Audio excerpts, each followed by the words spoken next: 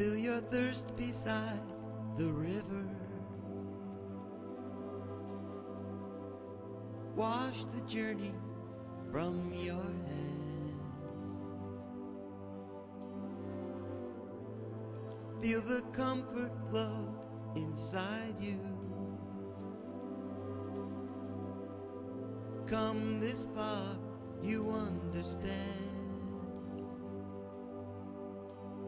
Fear's not allowed, where dreams can be lost or found.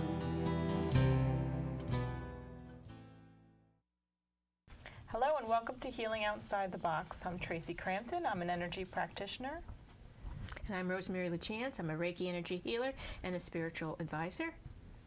And we are dedicated to providing you with food for thought, information, and answers to all modalities of alternative healing, spiritual development, animal welfare, and environmental concerns in the form of guest speakers who are experts in their fields.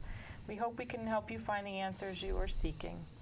We encourage you to embrace the show with an open mind and continue to ask questions that will lead you to better health and greater understanding in your own life. We will give you our contact information at the end of the show, and you can reach us to get any information about this show or others, and we hope you enjoy tonight. Yes, and tonight is our 76th show. Yes. And with us we have a returning guest, Dr. Roger Sylvestre. He's a nutritional consultant and chiropractor. And the subject of tonight's show is dysbiosis. Dysbiosis, okay. And that is, I gotta put my glasses on, the overgrowth of harmful bacteria in the body. Not only bacteria, but it could be fungal or parasitic or even viral. Okay. All right, let's tell a little bit about Dr. Sylvestre. Did his undergraduate studies at Rhode Island College, where he majored in biology. He then studied at the National College of Chiropractic in Chicago, Illinois. He holds a Bachelor of Science degree in human biology and a doctorate in chiropractic. He has practiced for 25 years using chiropractic, vitamin and mineral and herbal supplementation and dietary changes with his patients. He has taken hundreds of hours of postgraduate study in applied kinesiology and hundreds of hours of metabolic nutrition. He has been a guest on several radio talk shows and has lectured on nutrition and applied kinesiology from New Brunswick, Canada to Florida. He is currently using various metabolic therapies and helping patients sort out and find treatment for their conditions that have been difficult to solve through conventional treatment. And welcome back. Thank you. It's nice to be here. Thanks for returning. My pleasure. Okay, so I said dysbiosis. Dysbiosis. Okay, and give us your explanation. I didn't have the right. Dysbiosis has three components to it in terms of the word itself. So dys means, anytime you see dys in front of something, it means abnormal. Oh, okay. Bio means life, and osis means condition of. So anytime you see osis at the end of a word, it means condition of whatever precedes it. In this case, it's abnormal life in the body. Real simple. And so, in this case, dysbiosis, the concept has been around for a long time. The dysbiosis word was created probably 15, 18 years ago, and it relates to fungal, parasite, and bacterial infections primarily, but it could include viral. The primary one that I see is fungal. And fungal would also mean a yeast infection, Candida albicans, but there are other kinds of fungus, Aspergillus. There are numerous kinds of various fungal things, and and it's common because you can get it for many reasons. For example, if someone were to utilize or had to go on antibiotic therapy for a prolonged period of time, antibiotics by nature, most of them have a fungal base to them. And that's what they compete for the food for the bacteria against the bacteria, so the bacteria die off. Unfortunately, it's a lot of times you're left with this fungal infection, which they continue to try to treat with another antibacterial, which is another fungus many times, not always, but sometimes. And so the remedy becomes to try to find some antifungal thing. That's one mode of inoculation. Another inoculation mode would be if your house is moldy. And in New England, we have a lot of damp basements, and particularly in Connecticut and Massachusetts and New England in general, some of these houses still have old foundations with stone that don't have any mortar between them, water's leaching in, etc. And there might be a mud floor in some of these places or a portion of it. And if the mold gets in there, unless you actively do something to treat it, it will be in the house, and people can get inoculated that way. Those people, the classic statement they make oftentimes will be, gee, I'm tired all the time, I just feel tired, I'm depressed, I'm this, I'm that. But if I go away for a few days, I perk up, I feel pretty good, I can eat anything I want, we went to Florida last year and I had a great time. I came home and 2 or 3 days later I was right back where I started.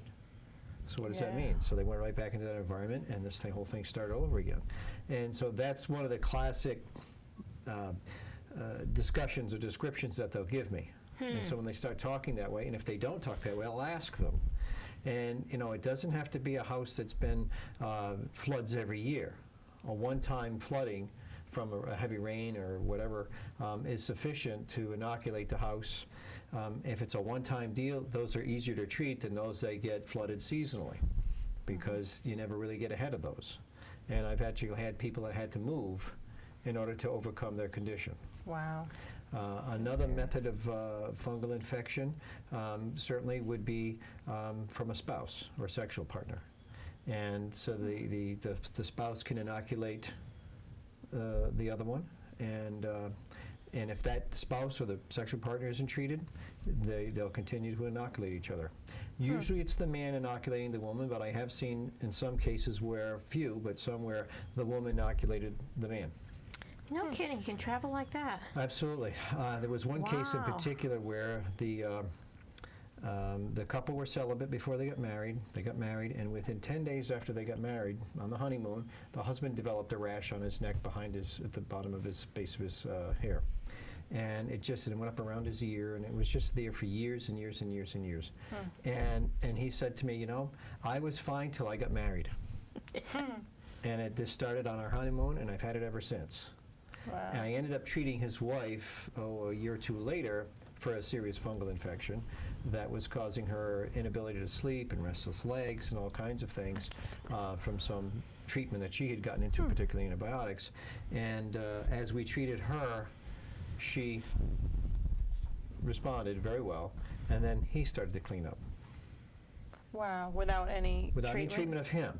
Okay, generally you got to treat both, but in their case, I was sufficient to treat her and fix her, and then he responded. That's funny because it was in him, right? But it didn't. You got to wonder about the energy of that. Well, who knows what exactly? Yeah. Okay, that's certainly a situation there. But in any event, generally I have to treat both, and so and usually women are seeking my help more than men, but I'm getting men more, as well. hopefully more. And if the women have a fungal infection and the husband is moldy for whatever reason, if she says, "Yeah, he's got athlete's foot," well, I know he's got a fungus elsewhere in his body, not just located in the feet. Right. Okay. That's just the outward Right. appearance That's just of the tip of the iceberg. So it's all throughout the system. And so depending moldy. on what they eat, and if they continue, the fungus likes to sweets. They like fermented things, and so those people generally crave those things, and so they keep pouring gas on the fire, as it were, and they'll eat their sweets and their chocolate or their ice cream or whatever it is, and they have that little bowl of whatever it is every night, and they just keep pouring gas on the fire every night, and they wonder why they can't get ahead of this thing, or during the day, or whatever it is. And in fact, in some people's cases, the mold is so prolific that it drives them, and they actually crave these foods that they can't do without. The worst case I ever saw was a woman who was probably in her mid to late 40s.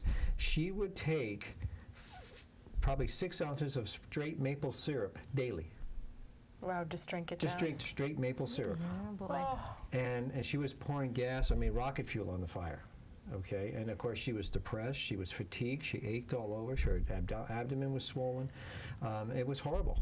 And I had to go into it gradually with her, because to try to treat her vigorously with the antifungal substances was going to be too much for her, because once you start killing those bugs, as it were, they have a cell wall and they have cellular contents, and their exhaust, in other words, their excrement, because everything that lives has an It's exhaust or toxic too, excretion, yeah. right? Their excretions, particularly these mold guys, and some are worse than others, but they're very neurotoxic. Right, that's why they say even when you're trying to control a mold situation in your house, it's dangerous. The die-off is dangerous because Well, the die-off could be excretes dangerous, but particularly the gases and die-off such, in you as well. Yeah. Exactly, okay.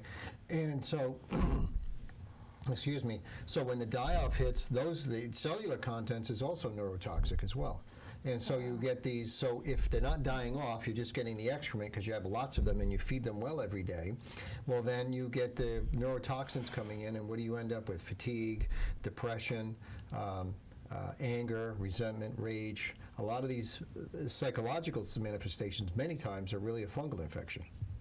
So that's from being, then you call somebody like that moldy, especially if they had athlete's foot or something like that. Right, right. You're describing someone I know, exact symptoms. Right. Oh my goodness, that's probably her problem. So I'm it's sure and it it's is. it's common. It's actually Very common, very common. In fact, if the Centers for Disease Control would really pay attention to the subject, it would be they would have to call it epidemic. I can walk into a room, and every day that I see people, if I see 20 people or 15 people in a day, at least 30-40% have a fungal infection, at least. Wow. Some days, 80%. Wow. So I will see fungal infection at least, every day that I see people. And they just get it from outdoors somewhere, something, or from someone, or something From like someone, or like that couple Moldy I just told you basement, about. yeah. Now, Foods it could we be, eat, I bet. oftentimes it's the wife will say, gee, I felt, and I think I shared this the last time I was here, on my history form, I have 4 or 5 pages that you go through to kind of help us. I play the detective here with you to collect information. But the last question I have on the history form is, ever since blank, I haven't felt well. All right. And sometimes you'll see the statement, since I got married, okay? And that will tell you certain things about what's going on. And so I'll say, oh, okay. Then if they describe those mold-type symptoms, whether it's bloating or depression or fatigue, et cetera, then I'm going to ask them to bring their spouse to treat the spouse, because if I don't treat the spouse, I'm not going to get anywhere with them. I might get a little bit, and then if they have relations, then they're right back where they started. I just got a feeling a lot of women are slapping their husbands in the back of the head right now. Yeah. You see, Henry, what you did? You see? And then Henry's drinking the beer or his We whatever thought he's we had to drinking. worry about STDs. We got to worry about fungus too now. And so I had one woman, she was in her 60s when I first saw her. This is 8 or 9 years ago. And her complaint was, she says, I get woozy. And I said, what do you mean? Well, you lose your balance? Yeah, I just kind of get woozy every once in a while. This happens every day, and I don't know what causes it or whatever. It's going on for 25 years, etc. It turned out she had a fungal infection in the middle ear. Oh. So we found They're off something for that was going equilibrium. to deal with that. We put her on that stuff, and she started to perk up and improve. Now, when you have fungus, you've got to stay away from sweets. You need to stay away from mushrooms because they're kissing cousins. You have to stay away from vinegar because it's a ferment. Yeah. So when you stay away from vinegar, what does that include? Oh, let's see. Salad dressings, ketchup, mayonnaise, pickles, relish, all that stuff. Mustard. And so, How about yogurt? Because that's fermented. not necessarily. In some 'Cause that cases, has a lot yes, of but it's if it's friendly if it's a bacteria in plain it, yeah. if it's the plain wholesome Right. Yogurt, fine. If it's got the sweets, the sugar, I've noticed. stuff. I eat good quality yogurt, and it always gives me heartburn. If it's got the flavor, the stuff, fruit yeah. to it, it's going to be too sweet for most people with fungus. I If like you- to just put honey in it. But even But still, plain, you're I adding- have you're it. adding I something can to eat it. it plain, and it Itself. still would give me heartburn. Right, so then I we don't need to know look why at that- something else, okay? And we talked about That's that a while strange. ago for you, okay? We're not going to describe her on TV here at this point in time. Unless you want to, we will. Indescribable. You want to No, tell the world? that's okay. In any event, that whole fungal thing, when you eat those foods that pour gas on the fire, it just perpetuates and perpetuates it. In this woman's case, with the wooziness, it turned out that mustard was her problem. Wow. She could have ketchup, she could have mayonnaise, but if she got into mustard, and she got awful ornery with me there in the beginning. It took us 2 years to clean her up. And I'd see her once a month or whatever to kind of change things a little bit. And she'd come in and say, when can I have my mustard? And I'd say, well, how you feeling? Well, I had mustard the other day and I got woozy. I said, but if you don't eat mustard, I feel fine. I said, well, hello? we're not going to eat mustard for a while yet, okay? And every once in a while now I see her in the store, And it's been 8 or 9 years, and I say, how you doing? Great, just fine, But during that time, her husband liked his alcohol, and his beer especially. And he had to not, if they wanted to have relations, he had to not take the beer. Wow. Yeah. All right, and a lot of times, and many times, it's the spouse that's inoculating the other. Okay, and a lot of gals know.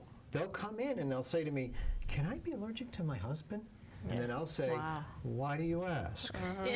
And they'll say, "Well," and they're afraid to tell him this. Okay, Oh, so sure. they share it with me, and they'll say something like, "Well, after we have relations, I itch down there, or I'm just tired, or the next day I just can't get my head off the pillow." I had one woman, her husband was a truck driver. Every Friday he came home, of course he'd want to have relations, and all weekend, and Saturday, Sunday was a wash, and she couldn't wait for him to get in that truck on Monday morning to leave town for the week. Because by Tuesday she felt better and she could get her things done around the house. And I mean, how hard is that on a relationship? You know what I'm saying? Because she started to dread him coming home because she knew every time he came home they were going to have relations, and then she's going to feel like if a truck hit her, and just tired and fatigued, etc. And then you get a little emotional and you can get depressed from this stuff. And so then, of course, you say things you might not want to say or shouldn't be saying, etc. And then it creates a strain on the relationship, when in a lot of relationships that is the main issue. I had one woman, her son brought it to me. Her son was probably 30 at the time, and she was probably 55. Lovely woman, gorgeous woman, and she had gotten divorced. And she liked her sugar and her candy. And her complaint was her feet would ache standing on them. And so we discovered that, in her case it was a fungal infection and so on, and so we got her off the sugar and the candy and this and that, and she started to improve, had her taking the antifungal things and so on. So on one of her subsequent visits she said, so what's this business with fungus, etc.? And I described what we just talked about, and that perhaps and you can get depressed and this, that, and so on. I went through all these things. And so then she said, and I said, it can be from the spouse or this or that, but certainly in your case, eating the candy and sweets is not helping you. And so then she turned to me and said, and I said, it can cause depression and so on, and she struggled with that issue. And she said, so you mean I didn't need to get a divorce? Oh. And I thought, jeez. how sad. Because she got divorced. She had gotten divorced 15 years before because the husband couldn't deal with her because she was off the wall from the fungal infection. She'd had all those years, but by the time I saw her, it was manifesting mostly in the feet. Okay. And that's how, it may come off as a mental illness because you're emotionally distraught. Yeah. All right. And who knows if that's not the Well, if they were fine, I mean, if he married her in the first place, she must have had something that he liked. Right. Okay. And then if she goes off the deep end a year or 2 or 3 into the marriage, or after having children, okay, and that's a stress on the system. So before that, she can tolerate whatever he might have, for example, and I'm not necessarily indicting guys only here, okay, but that's a vector, that's a vehicle, and it's a very powerful vehicle that's going on, and a lot of people, no one's talking to them about it. And if the gals, if you're having struggles with, a spouse or a mate that's you feel difficulties afterwards having relations, then certainly you need to, pursue that. And if they love you, they're going to want to get treated as well. That's right. And if they're resisting the treatment, well, that's another story. But this older couple, the one I told you about, the woman was woozy. I said, well, does your husband drink beer? Oh, he loves his beer. I said, well, every time you have relations, he's gonna be a problem because that's what's happening. Because last week you came in and you were doing fine. This week you're not so good. And you said you had relations this weekend. She says, don't worry, he won't drink his beer anymore for a while. He has a choice. That's cute. Okay, it was cute the way she said, don't worry, he won't be drinking beer. Okay. I knew someone a long time ago, and you just brought it back to my memory, who when she got married and had relations with her husband, she got a bladder infection. So bad, it was like blood, She went to the doctor, and I put her on Sulfur, which right away helped her, but he told her she had honeymoonitis or something like that. She's allergic to his sperm. Right, semen, yeah. Yeah, the semen. And that generally can be fixed. Through the husband, right? Well, you got to treat the husband, You obviously. think he had some kind of infection? Well, He's probably carrying, He probably had a fungal infection. and then she's reacting to the fungus. And a lot of guys can carry it without major manifestations. Yeah. They might get might get a little athlete's foot. That's it.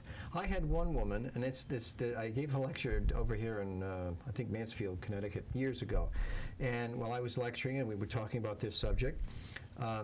This woman who was in her mid-30s had come up to me and she said, I'm tired all the time, this and that. I'm a single mom and I work the job and this and that, but I was fine before I got divorced and everything, but since, I got divorced, I don't know, I'm tired, I'm this and that.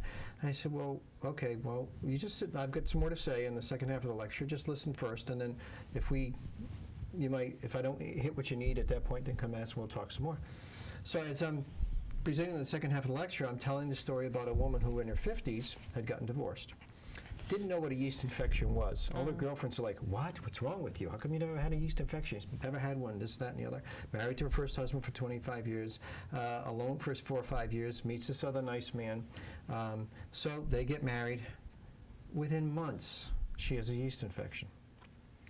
And this goes on for a year or so. Finally, she comes to me and says, what do you think? And so in order to fix her, yes, she had a fungal infection. I had to, we got it under control, and then it would start up again and got under control. She never thought once that it was him until she started seeing the connection, and we discussed this, and she made the connection. She brought him in, and we treated him, and she's fine. As long as he's fine, she's fine. So I'm telling this story at this lecture that I'm giving. Yeah. While I'm in the middle of that story, the woman kind of yells out pretty loud. She goes, "Oh my God!" And she had gotten a boyfriend. Yeah. Okay. And she says, "Oh my God, it's the new guy." And it's just those little things like that happen. Everybody said, but just exactly what you did. They started laughing, and it was. She said it so loud. It was just so cute, So she got her answer, So, but what do I do, So I don't know. That's your call, But this is a big issue in the household for sure. And then, of course, if they could be fine. They could be married for 10 or 15 years, buy a new house. Yeah. Now the house has got a problem. They both get inoculated. They both started getting kind of cranky with each other. And I had a woman who actually told me that, and she was a marriage counselor. And she said to me, and so we started talking. I said, well, how was the marriage first 10 years? Great, fine. He was a wonderful husband. He does this. He'd come home. And I said, okay, fine. So what has changed? She says, well, I don't know. Did you move? Did you fix a house? Did you do something? She says, oh my gosh. I felt that way in my old house, and I know there were mold issues there, but I always felt so tired, so she said, exhausted. This has been going on for 2 years, and we bought this house 2 years ago. Yep. And we started treating the house, and there are a couple of ways to remediate that. If it's not too bad, and at least you can make maybe a safe place in the house. He started to improve. She started to improve, and their relations started to come back to where they used to be. So it's so subtle. Yeah. And you think, oh, okay, he doesn't love me anymore, she doesn't love me anymore, whatever that is, when in fact, it's a physiologic problem. Yeah. That's not to say that there aren't other emotional issues that have to be addressed, but if things were okay and then they're not, short of some extramarital relationship or something like that, if everything else is being equal, but you bought a new house, or you brought furniture into the house, or you got furniture from your uncle who died. Right. Okay, and you'll always like that piece that he had, and so you brought it into your house, and it was moldy because his house was moldy. What did you do? You see? And it's these kinds of things that, playing detective. And doctors should be doing this all the time, but they don't. But that's another story. But this is the kind of thing, and you guys have the answers. I just help you kind of figure it out by asking a few questions, and as we ask a few questions, the lights go on for a lot of people. Yes. So the fungal issue is a big one. Yeah, and something, people are listening tonight, they really should check into that first before they, end their marriages or have all these problems. Absolutely. I mean, at least rule it out. Absolutely. Absolutely. Yes. And even if there was some emotional struggles, this is going to magnify any other issues that are going on. So the next one would be parasites. And parasites are very common.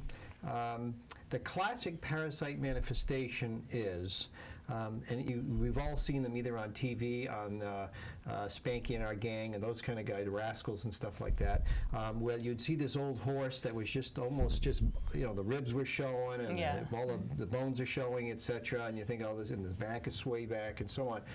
Oftentimes, that's the extreme case, of course, but that's what a worm, the animal would most likely need to be wormed, because it's got some sort of parasite. And I've seen that in humans. It's not always that common, but someone that just eats and eats and eats like a horse, can't gain weight, and they're kind of ribby looking and so on, and they need to be wormed. Now, they could have gotten it from some food, from a common one is someone that goes out on camping or hiking and they drink out of a stream. Who knows what's upstream, animals or whatever's upstream. That water, as clean as it looks, is going to have something in it, and I have hunters that go through that, and we have to take care of that.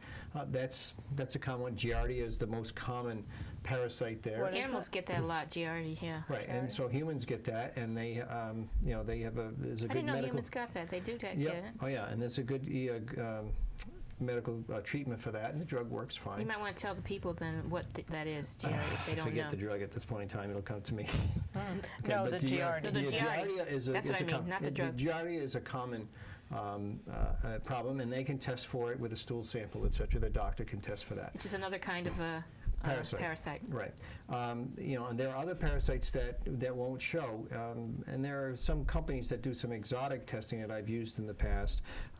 If you think you've got a parasite issue, and you go to your doctor and he does the blood, takes a stool sample and they examine it through a microscope, etc., and they don't find anything, it doesn't mean you don't have it. It just doesn't mean you don't have what they were looking for. Some of these wee beasties get really, really small. And some live higher up in the gut. And so there's some companies where I actually have to have the person do a purge for a day or two and get stool sample further from up in the gut, and they'll find things there. Klebsiella is a big one that they find. What is it? Klebsiella, which is a bacteria actually in this case. Okay. But there's different kinds of infections that we can get in the gut, and unless they're dealt with, and that's the most common place they're going to live, then they can proliferate in other places. I'll tell you a story that was, I happened to see this on a PBS program, or it was PBS or, the other one. Nature, one of those nature things. National Geographic type things. Okay. But anyway, what they found was they had this mummy, and it was a female, it was an older woman, and when they x-rayed the mummy's skeleton, they saw that the thing was just arthritic. All the joints were arthrosed, and just the ribs and the knees, and it was just, so the woman had a horrible life at the end. Wow. Okay. And apparently she was of some sort of royalty nature because of the mummification type thing that they did with her, which was rather extensive. And they found out that this woman suffered from a parasite. And back in Egypt in those days, and still today probably, there's a parasite that lives in the river, and when the Nile floods, they would walk around with sandals, and they would be walking through all this mud, etc. Well, the vector was that this parasite would work its way through the foot, sole of the foot, into the bloodstream. It would migrate to the lungs, continue its growth time, and then when it got to full size, adult size, it would crawl up the windpipe, as crude as that sounds. Ew. You would swallow it, it would end up in the gut, and it would live there the rest of your life unless you did something to treat it and they didn't know what was going on. That's strange how it would go up your system initially instead of we think of going, digesting well, it would come up, crawl out of the lungs and into the windpipe, and then you would swallow it. And then once it got in the gut, then it would do its damage and cause this arthritic problem. Oh, my goodness. Wow. There's a condition called ankylosing spondylitis, and you've seen these people. It's not a common condition, but you've seen one or two in your lifetime, and these are the kind of people that walk around like this, and they're hunched over, and they kind of look like this.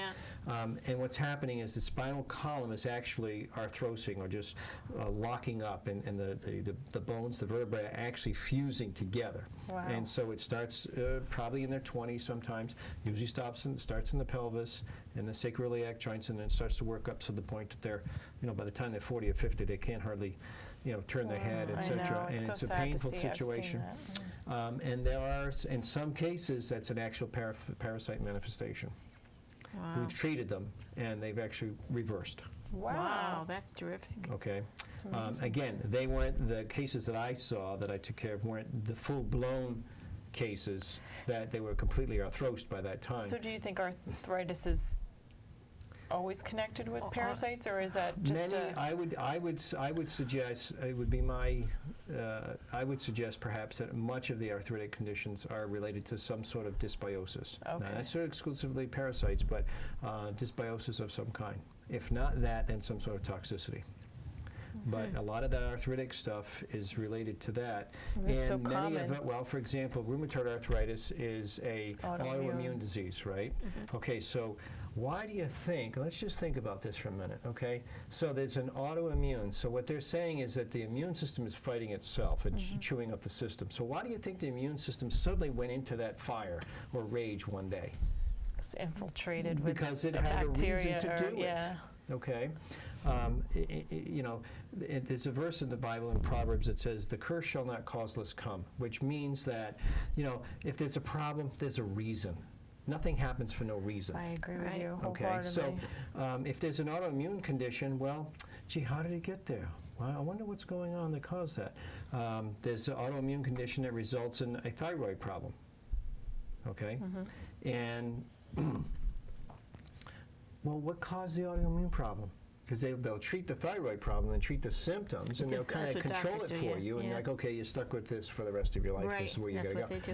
they do. But let's kind of back up into it, and the presumption is that you can't fix an autoimmune condition. Well, the question has to be asked. Yeah, that's not right. Why My do daughter we was have it in cured the of an first place? autoimmune. Not that I fixed them all, but I have fixed some.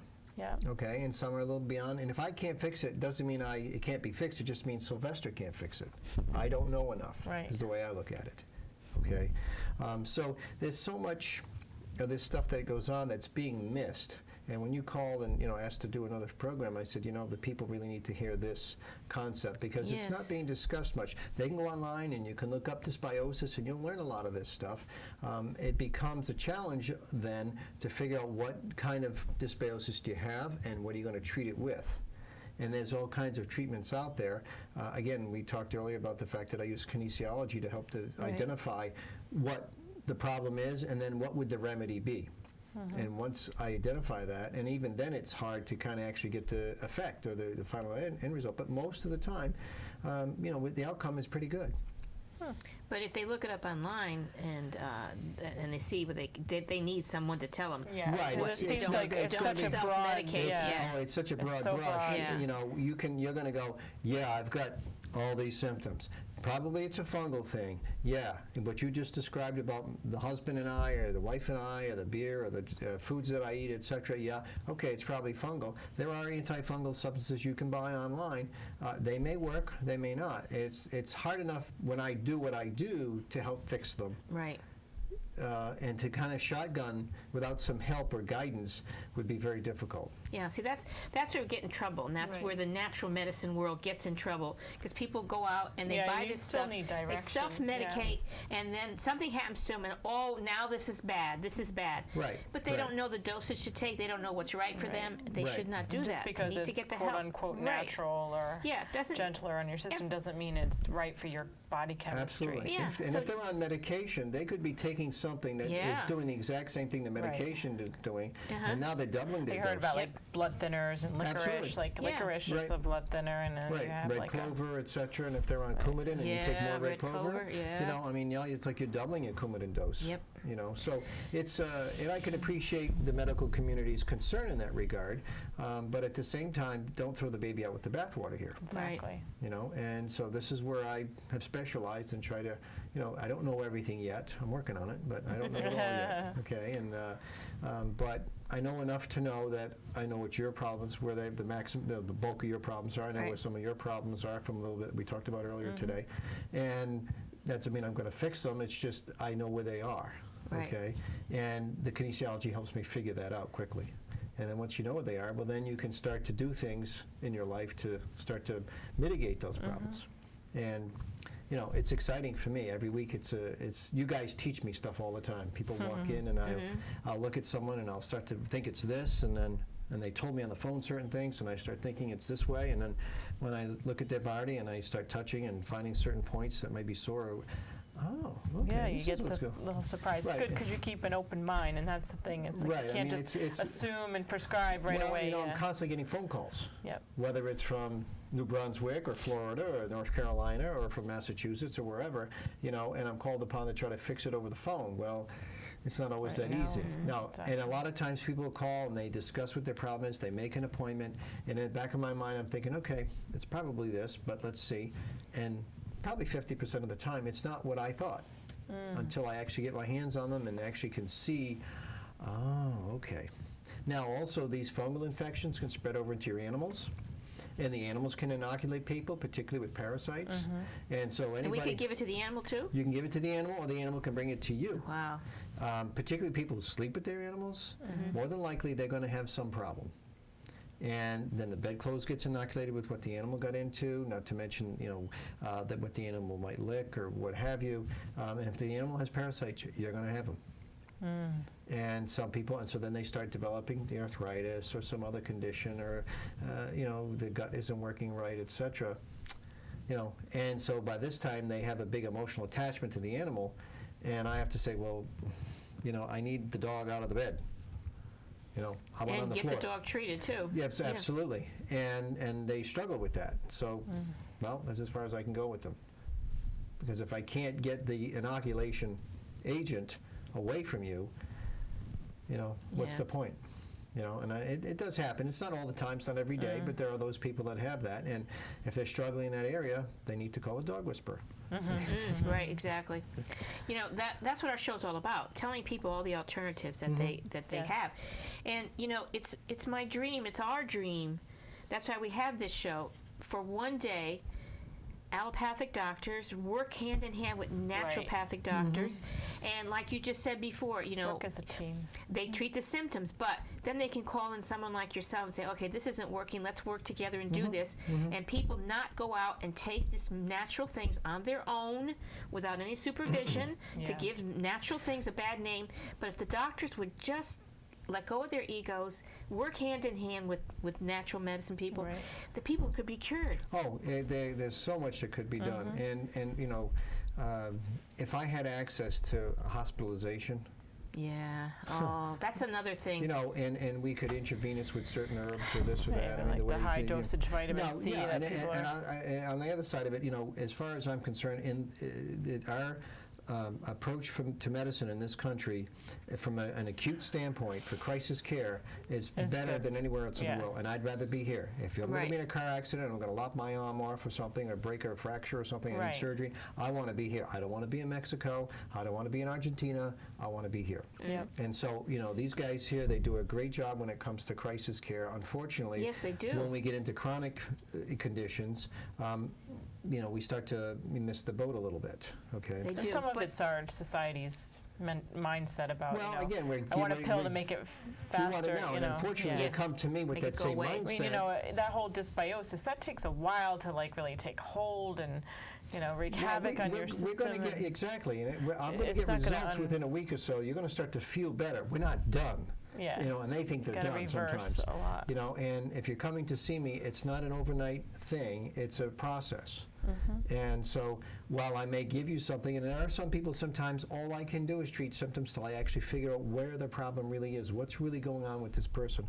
What's you know, where's the primary issue? That's- You guys are pretty much straightforward to me, but there are people. I had a man in last night who, at the office, who, you know, I'm doing this with, I'm doing that. Yeah, we help the prostate. Yeah, we get rid of some of the leg cramps. Yeah, we're helping this, we're helping that.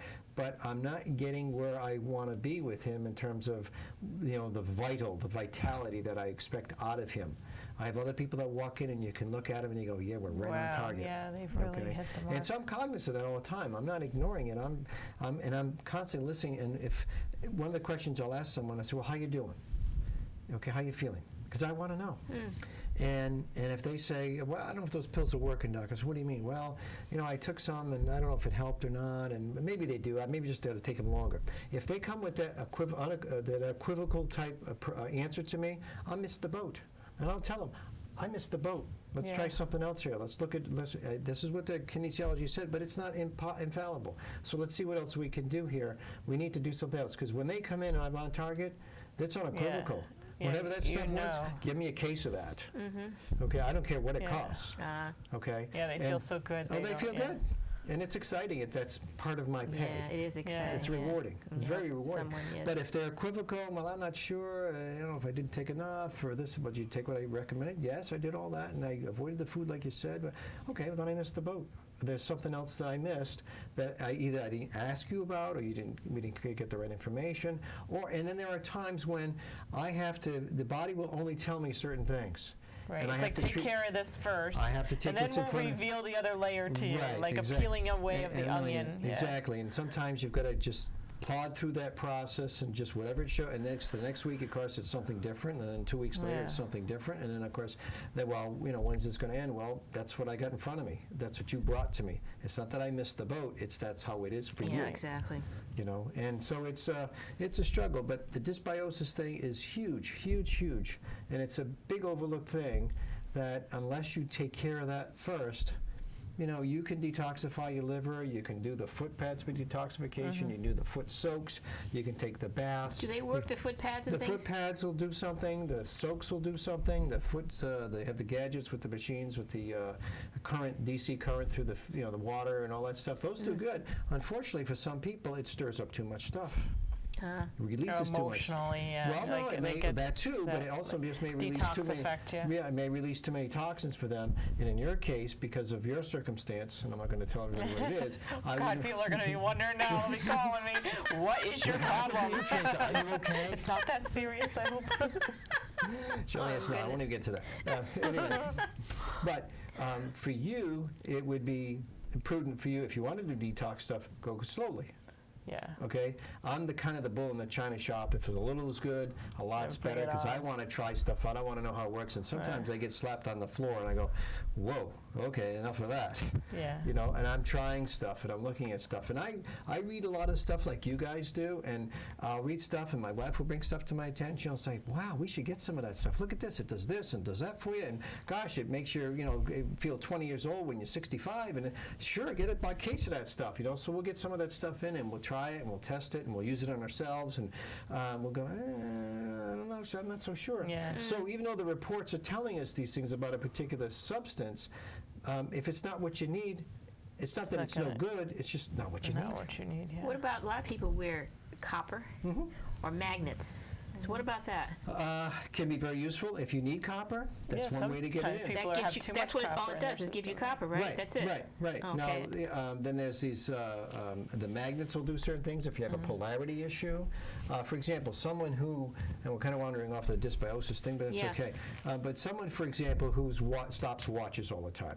They wear a watch and it just never runs. Oh. There are people Right. out there like that. So I bought Actually- this new watch and I had it 3 weeks and it did. It doesn't matter what watch I put on. I stopped it, and if I get on the computer, it kind of goes haywire on me all the I time. didn't know that. They have a polarity problem. Yeah. Oh, okay. All right, and so they may We've need a seen magnet. We've seen that in doing Reiki. You've had. Oh, I had yeah, a we've- person, but I didn't know that Yeah, that they would that's- cause that to happen. Well, But and she may not have that manifestation to her, okay? Yeah. But some do. A lot of them do, and there'll be people that say, "Oh yeah, I don't even wear a watch anymore." It's just, and so there's an I'll have to electrical find out problem of from some her, kind with yeah. that person for whatever reason. We don't know if there was an injury that created a polarity problem with a structural problem or something, or those people may need magnets, and they'll work and they'll swear by them. Now, and this is again off the subject, but I heard that kinesiology is a little tougher if somebody has a polarity problem because they're not reading right, like they're up is down Right, and and they're there's a down way to is up. fix Is that. okay? There's a way to fix that, and I'll pick up on it, and that's what that's what all those courses were about, to learn the techniques as to how to fix it and to recognize when it's happening. The average person who might just take a little kinesiology thing and can test a few muscles, etc., or a muscle, won't recognize that that's going on. I'm testing and I'm going, this should be doing this, but it's doing that. Okay, let me go do this one over here. Oh, okay, this should be doing this, and that's doing that. Oh, okay, I get it. So let's do this. backwards, yeah. Okay, let's go fix it this way. And sometimes they won't write for me right away. They'll write for a few minutes or seconds, and then they go right back, flip back where they were Yeah. again. So then that's somewhere I may need to add a nutrient to start to help balance them. So there's a lot to the applied kinesiology. It's not as, it looks great. I had a guy who brought his mother in the other day who was very ill, and she was so ill I couldn't use her muscle. She was so weak. And she's in her early 70s, and he brought her in. I said, well, I'm going to have to use you. He said, I don't know. And his eyes just bugged out of his head as we used him as a surrogate. As a conduit, yeah. You could do that. Oh, yeah. Yeah. Yeah. And it was no way I was going to test her. She was just too weak. And as we were using him... And with children, I guess that's helpful, too. Infants, like they're like not cooperative, or they don't know. Well, even infants, I'll use the children at 10, 9 years old, as long as 6 years old, as long as they can understand and do what I want them to do. I'll use the individual. But again, in that woman's case, we needed to use a surrogate. Yeah. I don't like using surrogates. It has a certain air about it, and people think you're getting really wandering off into some, But we are all connected energetically. There's no question. And I don't have a problem with it. Yeah. It's just, I don't like to do it in the beginning if I don't have to. I'd like to get them to see some treatment and some therapy and kind of get some confidence in the system. But if I have to do it up front, I do it up front. If someone brings an infant to me and they're struggling, I had a woman she had a baby, and I don't know, it was 4 months old, due for its shots, and so at 10 o'clock in the morning, baby's fine. She said has her appointment at 11, 12 o'clock at the doctor's, gets the shot. By 2 o'clock, the kid's just fussy, won't nurse, won't this, won't that. 4 o'clock, she's calling me. What can I do? She's already called back over there and told them what's going on, and the response was that had nothing to do with it's just a bad day for him. Yeah, he was fine the hour before. The hour later, he's not fine. Yeah. And my point is this: that if we have to, farmers are very observant. And if they have something going on with their cows or their herd or sheep or goats, whatever, they go, gee, when we used that, they did great. They calved well, and the cows didn't get mastitis and so on. But when I stopped using that and I went to this feed over here, my calves would die. They would this or that. I'm not buying that feed anymore. I'm going with this one. Okay? And likewise, that's all we have to do is be farmers. We just have to observe what goes on and honor what we're seeing. Right. We're often told, oh, that doesn't mean anything. And we're told that a lot. Like, that's not the Has nothing to do with reason. anything. Yeah. But honor, listen to what your body's telling you, and if you think something's going on, then it's going on. Yeah. Because you're in the body. And that's why I asked that question on my history form. Ever since blank, I haven't felt well. And again, the answers are pretty interesting over the years. Really? Yeah, like ever since I had my baby, ever since we moved to this house, ever since this, ever since I had that car accident, ever since whatever. And so that's very telling. A lot of times I'll say to them, after I go through all the questions and the answers, the history, etc., I'll say, particularly if there's a spouse there, but if not, even so, I'll say, is there anything else you want to tell me? And a lot of times, when there's a spouse or it's a mother, son, or something like that, or father, whoever's with them, but if there's more than one person, they'll kind of look at each other like, did we tell them? And when they do that, I go, of course. And oftentimes, that's the key that I need to unravel what's in front of me. Wow, yeah. And they're reluctant to tell me because they've been to 4 or 5 different places and they've told the others, and they're told, oh no, that has nothing to do with anything. Right. And I could tell you story after story of those kinds of things. And it's, and they don't pay attention. And so then they're told, well, I guess that doesn't mean anything, so okay, and then they stop telling anybody. Mm-hmm. But then so I purposely asked, like, is there anything else you guys want to tell me? And then when I do that, like, she looks back at the husband, well, what do you think, Mm-hmm. Then I know that's what I need to know. Exactly.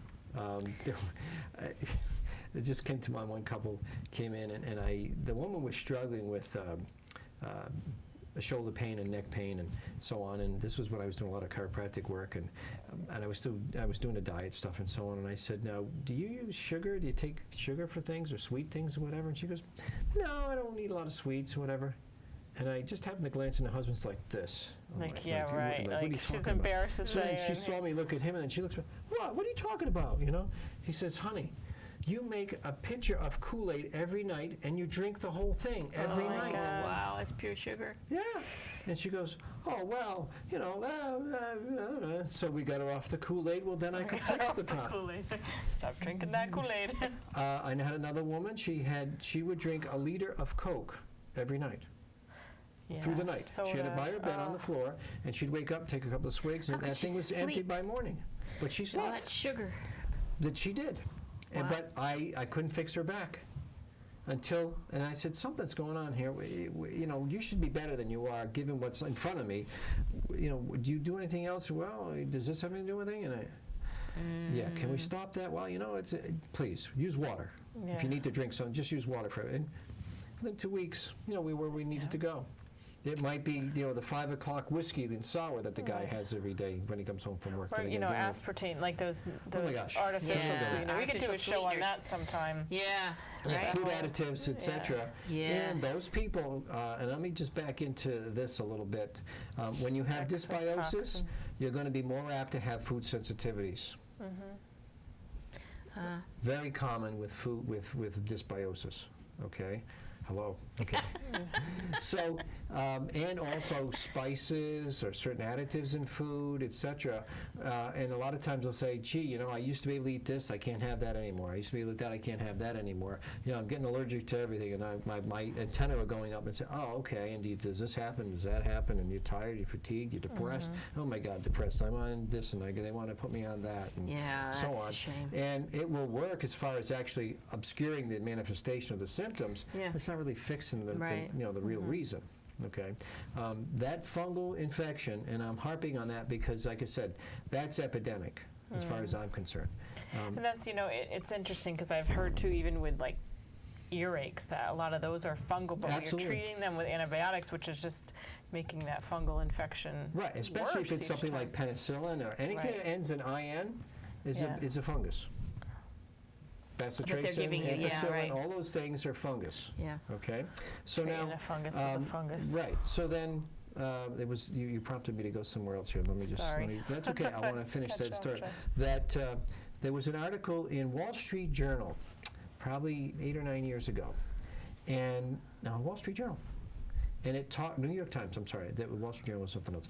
The New York Times had an article about 8 or 9 years ago, and they said, and they were reprinting an article from something like New England Medical Journal or something like that, and they were reprinting an article from there, and the article said that 90% of respiratory problems, lung, upper respiratory, lung included, were mold or fungal based. 90%. Wow. So these people that are on their little puffers, etc., they may need them for a time, but if their house is moldy, they're going to live on those the rest of their life. They can treat the house. Ozone therapy is a good treatment for the house for the time being. I mean, if it's a one-shot deal, and I had a woman that lived in North Providence, and she was into sewing, so she had bolts and bolts of cloth in her basement. And the husband had fixed the basement up for her, etc. Well, it was a very unusual thing. They never flooded, but this particular year, the basement flooded. He had about 2 inches of water in the basement. All that cloth absorb the moisture, and of course it's bolted and that's all folded over, and it just, I walked in there and I could smell it. Well, she lived in it, she did smell it. And I said, you know, Mary Lou, there's so sometimes they'll have me come to the house to try to play detective at the house, and we do, and oftentimes, and this was one of them. And I said, did this, oh yeah, 2 years ago the thing flooded and so on, and she was quite the seamstress, you know, so she had all this stuff to work and do her thing. And well, she said, well, you know, and this was a classic one. Gee, we went to Florida. I felt like $1 million. I come home. You know, like hell, 2 days later, I'm tired. I can't get my head off the pillow. I'm depressed. I'm this. I'm that. I want to sew. I just can't. And this and that. So we figured out that was the the cloth in the basement, etc. And we did a few other things. And so she took all that stuff out, washed it, hung it on a line. It was summertime. Made all the difference in the world for her. Wow. So, you know, it's these things as you start to look at it, you know, and if the basement's finished and it got flooded, forget it. You know, rip it out and start again. Yeah, all the materials. Oh, absolutely. Absolutely. If there's carpet down there, forget it. Throw the carpet away. What if it's just tile floors or something? If it's a tile floor, you might be able to escape. But if you got drywall and it got wet, you may have to take the drywall out, you know, 2 or 3 feet from the bottom, etc. And studying, and you may have to go through with Clorox and spray that watered down Clorox and spray all the studs because you're going to see some green on the studs. You know, it's, and if you refurbish it and you go back and you put it back, and someone's got an issue here, they're coming up. The bells are going off over here. The bells are going off. We'll talk later. But you know, these are overlooked. Mold is such a big issue, and down in Texas, this is going back 7, 8 years ago. Had a woman, she and her husband had a condo down in Texas, and they lived up here in Connecticut. and they would go down there for the winter. And it wasn't, they had children down there, so it wasn't in the neighborhood. So, but how did it go? The neighbor's apartment next door in this condo building, dishwasher pipe or something let go. So water crept under the walls, destroyed that apartment. But the water creeped in into their apartment, and so now her insurance is on the hook to fix my patient's apartment. So they rehab the apartment, they do what they're going to do, et cetera, however they're going to do it. And so now they decided they don't want to be there anymore for a variety of reasons, et cetera, so they want to sell it. Do you know the woman that wanted to buy it could not get homeowner's insurance on that apartment? Yeah, because it was already, Because that year, the insurance companies were overrun by mold in the air. They were actually burning some houses because the mold was so bad down in Texas that year from the humidity, et cetera, and the things that had gone on. And they had a moratorium on having mold included as a rider on homeowners insurance policies. Yeah. Well, Dr. Sylvestre, we're Out of time? reaching the end, Oh so my I goodness. just want you to make whatever final points you want to make to our Got audience. about, what, so 2 that, minutes or so? You know, we can. I Drive it can't overemphasize the issue with mold, whether it's from a spouse, whether it's a house, whether it's a diet, whether it's where you work. People that work in basements of buildings, school buildings. I oftentimes will see teachers that will say, all summer I'm fine. As soon as school starts, by October, I'm tired, I've got this breathing problem again, and on it goes. And so the building, it could be that sick building syndrome, whether it's a bank or wherever it is, these things you're being inoculated, and start paying attention to where it is. You have the answer. You can figure it out. You might need a little help and coaching in terms of actually remedying it as far as getting some therapy for yourself, but you can start figuring it out. And if it's at work, then you may have to change jobs because you're not necessarily able to control the job. Although there are little small ozone units you could get if you're in a space that you can control that little space. So you there might are be able some to practical deal with that. things you can Yeah, there are do. some practical things to do. Very You know, good. it really hit home that you said was about the depression that comes, and people take all this antidepressant pills. And you might think like, oh, I And- just hate my job. Yeah, or and they something, have to and it stay could on just these be- pills, for almost a lifetime. They don't have to do all this if they would just Well, if they check have the these things fungal first. infection, Right. yes, then check it out first. I mean, maybe you do have it, but it pays to Absolutely. find To out. rule out Absolutely. everything else. Rule Absolutely. it out before you decide you're going to be on medication for the rest of your life. Right, and then all the things that go on with the medication. Yes, and all the side effects of that. Absolutely. So we're going to have you back many more times because there's so much I know, we that have a we need lot to to talk talk about with about. you. We need to tell the people, Absolutely. and My we're pleasure. learning, and our audience is learning, and it's just got to be. So we'll just think every other month you're going to be back. Okay, folks? Every other month is going to be back with some new information for you. This is wonderful. This is a very informative. It is. It My is. pleasure. Well, I hope the audience responds, and I hope they take to heart what we're sharing here and actually go do something about it. I know. I hope Right, so. and not on their own. Like get the Well, advice if at of least figure out that make the an connection. expert. That Okay. Right. it started at work, or it is the house, or it is this, or it is that, and then give me a call. We'll Very work good. it out. We're going to put up your information and our Yes. information. Okay. To contact Dr. Sylvestre, its phone number is area code 860-923-0437. And for information about this show or any of our past shows, and to find out when our show is playing in your area, or any questions you may have, please email us at healoutsidethebox@yahoo.com or call Rosemary at 203-627-7966 or Traci at 203-232-3405. And also, please join us on Facebook at Healing Outside the Box fan page and further this discussion. Okay, and our quote for tonight is, all prayers should be made in the plural, for as you pray for another, you are also praying for yourself. As you pray for yourself, you're praying for another. All of God's children are one. When you truly understand that with your heart, your life will change, for then you will not be able to do to another anything that you would not do to yourself. Your angels are with you. They are with all of you. Ponder this deeply. Okay, thank you for Thank you joining for us so joining much. us. We'll see you next time. Bye-bye. Good night.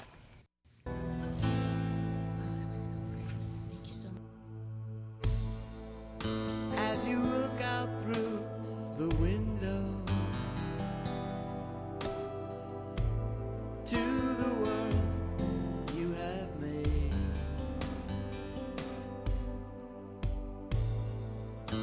always know you are the vision. See the truth, darkness fades.